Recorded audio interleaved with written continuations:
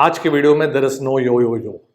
इस वीडियो में I want to take out my frustration जो हर साल मुझे फील होता है आफ्टर जेईई एडवांस। हर साल जेईई एडवांस पेपर के बाद I feel a sense of frustration कि किस तरीके से जेईई एडवांस एग्जाम को एक जोक बनाया गया है। How can one of the biggest if not the biggest exams in the country जिसपे इतने सारे स्टूडेंट्स के careers and lives rely on, how can this paper have errors? How can you से कि ये question dropped for all? How can you से कि ये क्वेश्चन बोनस हो गया? मतलब इट इज सो बैफलिंग। मतलब मुझे बिलीव नहीं होता कि हर साल कैसे बोनस मार्क्स, कैसे बोनस क्वेश्चंस बन जाते हैं यार। मतलब how can you even not ensure कि a paper at this level is completely error free? JEE advance 2025 के पहले एक हफ्ते पहले मैंने खुद 2 मॉक टेस्ट बनाए थे। जेईई एडवांस लेवल के questions, all original questions, completely error free. अगर मैं कर सकता हूं तो why can the JEE advance committee not do it? It's not difficult. I have 3 suggestions on how to improve this exam at the national level. This is one of the biggest exams in the country. 3 suggestions है मेरे पास and I would love to hear your opinions and your comments in the comment section as well कि किस तरीके से JEE advance के reputation को वापस उस लेवल तक लेकर जाए जिसके लिए it is known so widely in the world. Alright, so मेरे पास 3 suggestions है। सबसे पहले simple, proofread your exam, proofread your paper. इतना मुश्किल है क्या यार? इस साल एक क्वेश्चन आया था ग्रेविटेशन में से, उसका आंसर बस 2 गामा बाय m2, ये आंसर था, m2 या m1।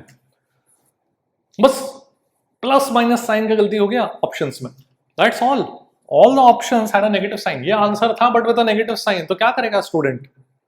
What should he mark? Bonus for all. Some student who has solved it, spent 5 minutes on it and getting an answer which is not in the options.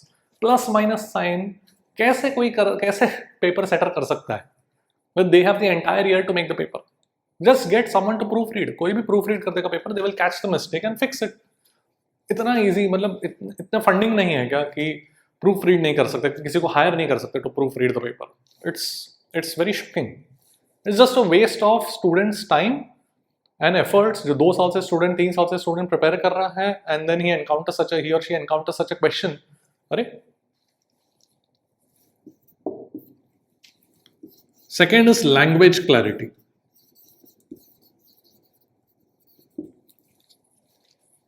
Language is one of the most important things in scientific communication.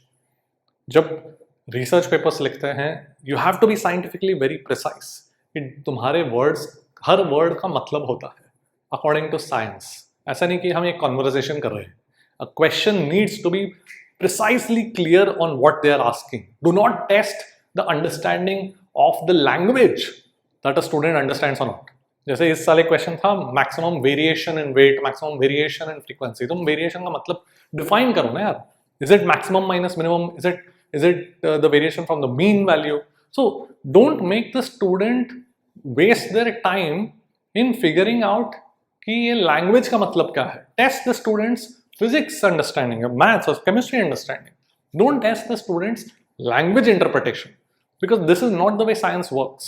तुम अगर कोई scientific paper उठा के देखोगे, अगर कहीं भी ambiguity है language में, the peer review will, the referees जो होते हैं, जो paper को पहले पढ़ते हैं before allowing it, the research paper to get published, they will point out to you कि ये ambiguous है, define what you are talking about. That is exactly the way this paper should be. Otherwise it's meaningless. तुम student के physics 2 साल 3 साल पढ़ के आ रहा है स्टूडेंट और फिर वो कंफ्यूज हो रही है in the language interpretation, that is unacceptable and it's not very difficult. जो the people who are making this paper, they are all very reputed professors and researchers, so they should know even better than everybody else कि कैसे research papers लिखा जाता है, कैसे scientific communication किया जाता है at the very precise level. Her word का प्रिसाइज डेफिनेशन होना चाहिए और अगर थोड़ा भी इंटरप्रिटेशन में गड़बड़ है या if it is open to interpretation, don't use that word, don't use variation or define variation. जैसे मैं example की बात कर रहा हूँ, define the term variation that you have used. So this is also very concerning कि इतने बड़े पेपर हैं उस 3 minutes 4 minutes में सब सॉल्व करना होता है स्टूडेंट को. वो कहाँ ये सोचता बैठेगा कि यार ये इंटरप्रिटेशन है, पूरा क्वेश्चन सॉल्व कर लिया एंड देन सोचता बैठेगा कि ये इस वर्ड का मतलब क्या है, what does the question paper expect, what does the question setter expect. It's just unacceptable. And third thing that I want I want to see in the future is model solutions.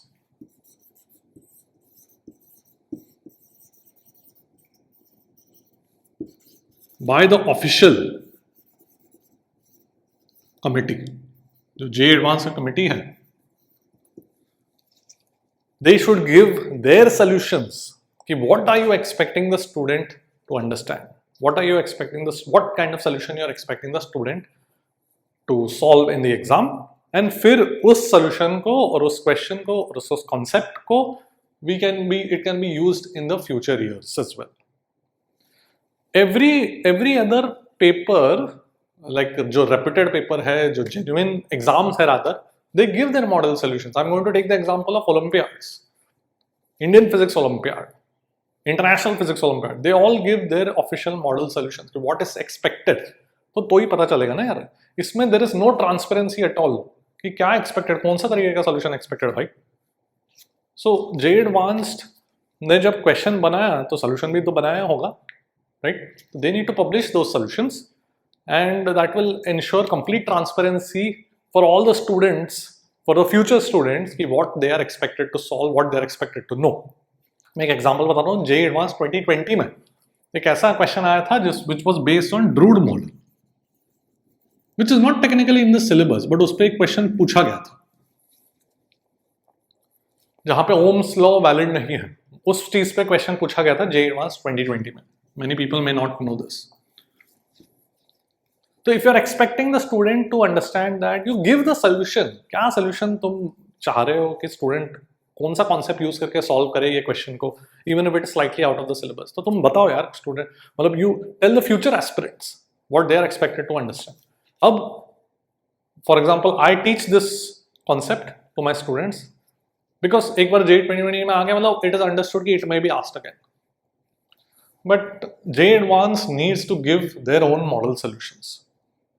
So these are तीन चीजें हैं जो difficult नहीं है. मतलब I'm not asking for too much. This is ये तो पहले तो चीजें तो यार मतलब होना ही होना चाहिए. I should not even have to mention it in a video. It is obvious. Paper error free बनाओ यार, proof read करो, language को clear रखो. इसमें क्या है? And ये third चीज is a request that कि अगर वो exam is supposed to be one of the biggest, if you say it is one of the biggest exams in the country, you need to do this to maintain complete transparency. हर साल J Advanced के बाद ये frustration आता ही है क्योंकि मेरे सारे इतने सारे अच्छे students हैं who tend to suffer in this. किसी का time waste हो गया, किसी ने आंसर छोड़ दिया, क्वेश्चन छोड़ दिया 4 मिनट सॉल्व करने के बाद क्योंकि उनको लगा कि यार आंसर मैच ही नहीं कर रहा जैसे इस पेपर में, इस क्वेश्चन में. फिर पता चला बोनस हो गया, जिसने अटेम्प्ट नहीं किया उसको भी मार्क्स मिल गया, जिसने 4 मिनट 5 मिनट स्पेंड किया उसको भी मार्क्स मिल गया. अरे वेयर इज द फेयरनेस? तो कंप्लीटली अनफेयर हो गया. Anyway, so this is a rant video जो मुझे बहुत सालों से बनाना था एंड फाइनली मैंने बना लिया. I just needed to get this off my chest and let me know in the comment section कि आई एम श्योर तुम्हारे पास भी और अच्छे सजेशंस होंगे for J Advanced. Let me know what you face if you are a former J Advanced aspirant. अगर 2025 2024 तुम्हारे क्या views है एंड अगर फ्यूचर एस्पिरेंट्स है तो तुमको क्या expected है J Advanced से. Let me know in the comment section and hopefully in the coming years papers will be error free. It's not difficult to make. I do it on a daily basis. I'm sure many people in the country can do it, and J Advanced needs to ensure that the papers are completely error free. All right, that's it for today. And by the way, Droppers Batch 3 is starting tomorrow for 2026. जिन लोग को भी interest है, make sure that you enroll as soon as possible because we start tomorrow with kinematics. And those who are joining the Droppers Batch or who are sure कि उनको Droppers Batch join करना है, तो get it at the discounted price, which will be only for a few days.